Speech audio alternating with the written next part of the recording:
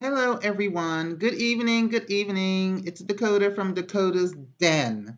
I am in my den and I'm here to bring you news.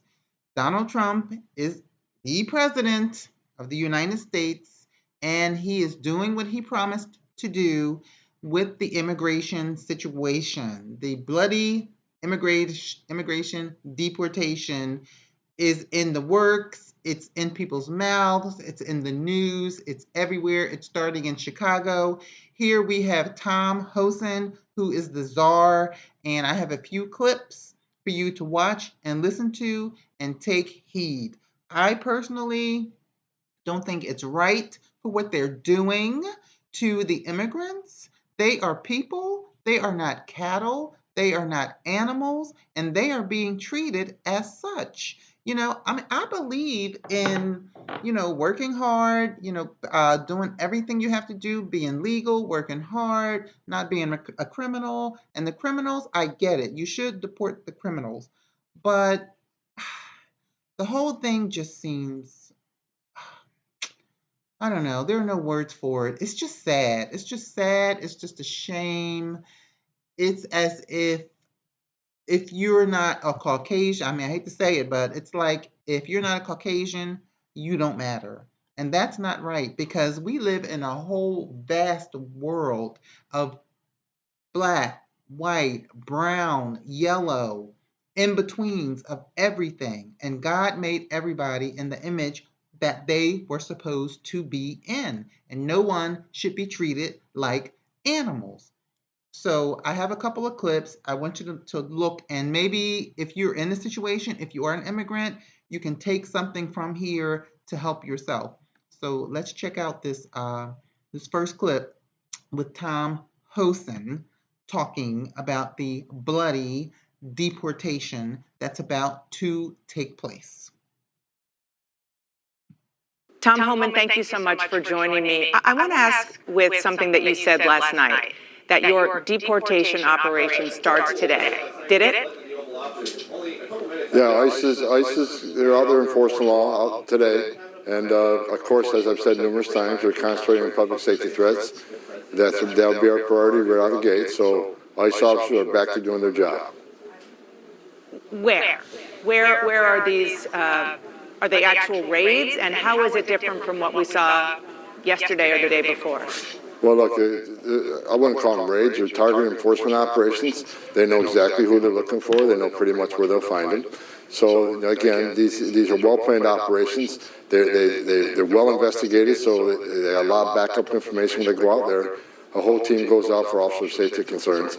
So this happens throughout the nation. I mean, I'm not going to tell you specific locations out of officer safety concerns, but ICE is back doing their job effective today. They haven't been able to do it for 4 years. Well, I'm going to follow up on that in 1 second, but who is ICE going after right now? I know that you and others said several times that it is the people who pose the biggest public safety threat to Americans who would be approached and deported first. Is that still the case?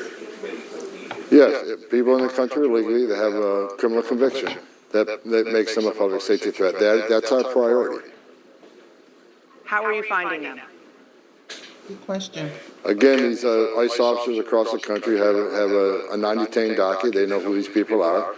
Or they don't show up in court. They fail to leave as ordered by an immigration judge. Or they have, NCIC information on someone who was arrested for a violent crime here that's in the country illegally.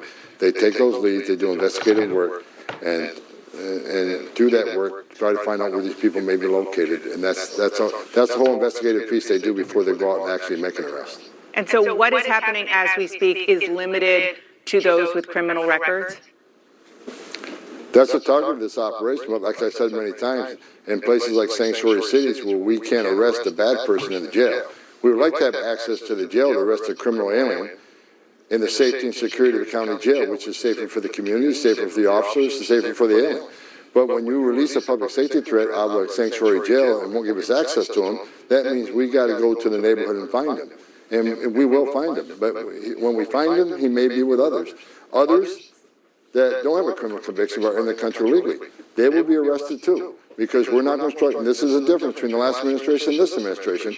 ICE is going to enforce the immigration law. There's nothing in the INA, the Immigration and Nationality Act, says you got to be convicted of a serious crime in order to be removed from this country. So there's going to be more collateral arrests in sanctuary cities because they forced us to go in the community and find the guy we're looking for. Let me just make sure that I understand what you're saying, because at first you said that the first targets are those with criminal records. But you are also saying that those who are undocumented in the U.S., also who don't have criminal records, people who are working in their communities, maybe even have spouses who are American citizens, they could be swept up with ICE today as well? What I'm telling you is when we go find our priority target, which is a criminal alien, if he's with others in the United States illegally, we're going to take enforcement action against him. We're going to enforce the immigration law. What happens then? So the ICE officers gets an individual or a set of individuals and apprehends them. What next? What do these ICE officers do with them? Because in some cases, and you know this far better than I, they haven't been deported in the past because their country of origin won't take them. Well, what happens at the arrest, they're taken to an ICE office and they're processed and put in detention. While they're in detention, ICE officers work on travel documents. The host country sends travel documents saying, yeah, this is our citizen, this is our national. Then we make flight arrangements. So they could be in detention from a few days to a few weeks until that removal was made happen. What if the host country doesn't want them, as has happened in the recent past? We have various plans. We have various plans. Other countries are willing to take them. We have third safe country removals.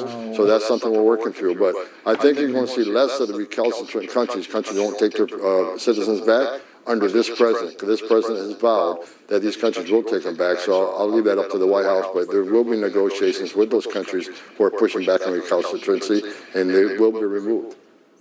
You know, I think that there is some kind of image that people might have, given how much we heard President Trump and you in the months during the campaign and certainly during the transition talking about what's going to happen of people being rounded up, loaded on buses, and dropping them off on the border. Is that how you see this happening? Well, I don't like the analogy of rounding up. Look, again, this is a targeted enforcement operation. The president's been clear on this. We're going to concentrate on public safety threats.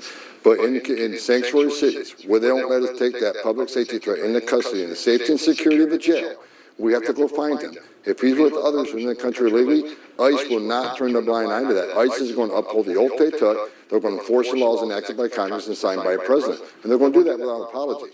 I mean, if any sanctuary cities force us in this position, that's exactly what's going to happen.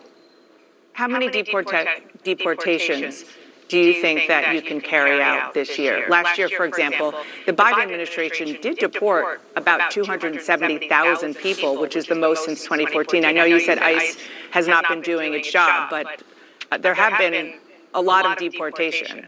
What's going to happen coming up? That is not accurate. The Biden administration is hiding the numbers. If you look at those removal numbers, over 80% were Border Patrol apprehensions on the border that were immediately removed. They weren't ICE removals. So if you look at what ICE has done in the interior of the United States under 4 years of President Biden, they have the lowest numbers of removals in the history of the agency, despite a historic illegal crisis on the southern border. So they can claim 240,000, whatever removals. That's simply not the fact. And under the Trump administration, were there fewer removals? Yes. And why was that? Because we secured the border. We weren't releasing millions of people in the United States to have to go find and remove. So it doesn't matter how many people were deported, it's how many people were released in this country, and millions were released into this country by the Biden administration that were not released by the Trump administration. I just want to be clear, I'm not obviously getting these numbers out of thin air. They are coming from the U.S. Customs and Border Protection Agency. You're saying that they're giving us false information? The numbers are accurate. I'm talking, where do those removals come from? And they're not interior ICE removals. 80% of those removals were arrested by Border Patrol. So ICE didn't make the arrest, Border Patrol did, and they were removed by ICE on the southern border. Understood. You told my colleague Caitlin Collins in December that you didn't know how many people you're going to depart because you didn't know the resources that you would have. How much money do you And I understand that you've been in this job now for a matter of hours, but you've been working on it ahead of time for a long time. Do you know how much money you're going to need from Congress to carry this out? Look, I've been working with members of Congress, and the whole team's been working on it to come up with a number that makes sense. But like I've said many times, we're going to use whatever money we have and do the most efficient operation we can. The more money we have, the more we can do. And I think this election proves that the American people support the removals of criminal aliens in this country. So I'm looking for Congress to come through and give us the budget we need. One of the president's executive orders suspends the U.S. refugee program, and that action could leave about 2,000 Afghans in limbo who were previously approved to resettle in the U.S., and that includes families of U.S. service members. Why shouldn't those people be allowed to come in the U.S. and stay as refugees? Look, we need to secure the border. We need to stop the bleeding, right? We can keep bailing the water out of the boat, but we got to plug those holes. So right now, it's all about securing this nation, securing the border, and we'll address that in the coming days. But right now, we're going to shut that border down and get a hold of this problem. What's happening on our border is the biggest national security vulnerability I've seen in my career, and I've got over 35 years doing this. We need to take action to secure the border, and we'll discuss the other policies down the road. But right now, it's all about securing the border and saving lives. So I just want to, again, make sure I understand this, because this is all new and very, very important with regard to the Afghan refugees, that it was a blanket executive order, but perhaps it could be amended or specific groups of people could be addressed as you get your arms around this? No, the order stands as is, but there's a lot of work that needs to be done. We know that a lot of these refugees weren't properly vetted. There are things we need to fix that the last administration broke before we allow the program to continue. So we're on it, and we'll be discussing it more in the future. Okay, so Afghan refugees, children in some cases of U.S. service members, they are no longer safe in the United States. I want to say they're safe in the United States. The President issued an executive order to give us time to get our arms around this massive problem of immigration in the United States, massive vetting problem that we got to get our hands around. So that's where we're at. Okay, so they'll be deported or not let in if they're on their way. If they're in the country illegally, they have a problem. It's not okay to enter this country illegally if that's what you're talking about. But if they were admitted as refugees, and now that law changed. And they'll be handled by case-by-case basis. Okay. Well. Eggs make all. How about that? Wow. That's all I have to say. Wow. Nobody is safe. Not even if you're a service member and you married someone from Afghanistan and you have children. He didn't answer the question, did he? He just skimmed right over it. This is too much. This is too much. I want to say I can't wait to see how this is going to turn out, but I don't want to say that because people are going to get hurt.